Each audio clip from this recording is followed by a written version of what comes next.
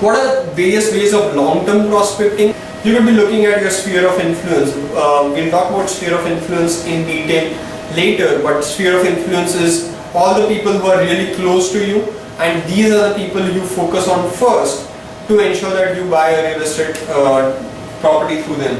Similarly, foreclosed properties, properties which are already in the process of being foreclosed or in the process of being mortgaged and they are not able to actually pay the rent or something like that. So you can target all such properties and you can actually take forward things from there. Moving on, you can also target new construction or new sale. When I say builders and new construction, these are properties which kind of happen in the market wherein a lot of new activity happens in any area. And in India, what happens currently is that you still have urbanization rate of approximately 30 to 40%. So it's expected that more and more migrants will keep coming from villages into new cities, and these cities ultimately will have new housing demand happening, and these houses will get filled up by these migrant populations, and cities will continue to grow.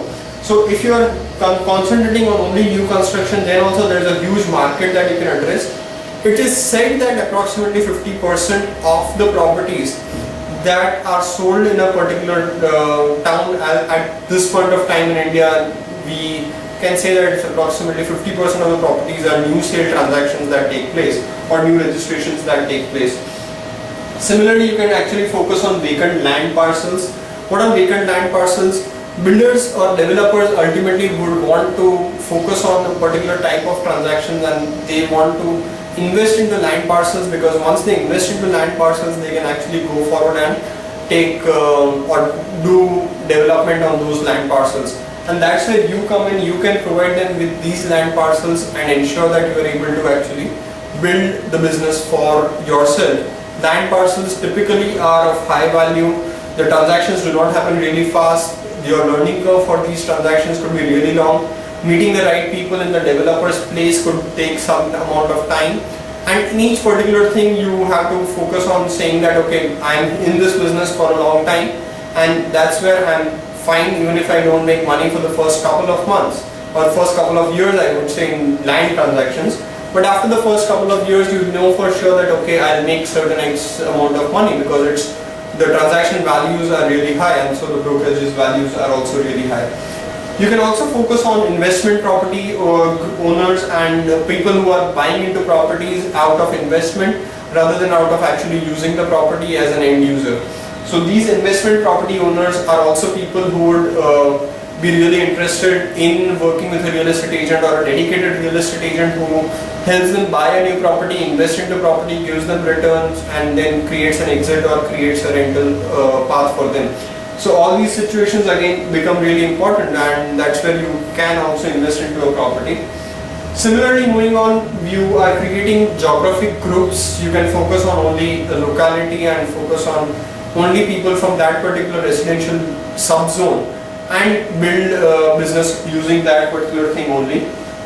You can focus on demographic groups also, people of certain age groups, people of certain type of mindset. Maybe you are looking at engineers, you are looking at only doctors and lawyers. Maybe you are looking at something like only a particular type of architects or interior designers, and focusing on those type of people and accordingly ensuring that you provide them the best of services is what you can definitely do. Moving on, you can also work with third-party relocation companies. These relocation companies are people who help in moving all the luggage of a person from one city to another city. And if you're helping that person moving from one city to another city, then they definitely have contact details. Okay, that X person is moving from, say, Pune to Ahmedabad. And so if you have contacts with the people in the third-party relocation companies, then automatically you will come to know that okay, this person is moving from Pune to Ahmedabad, and you can accordingly take forward things.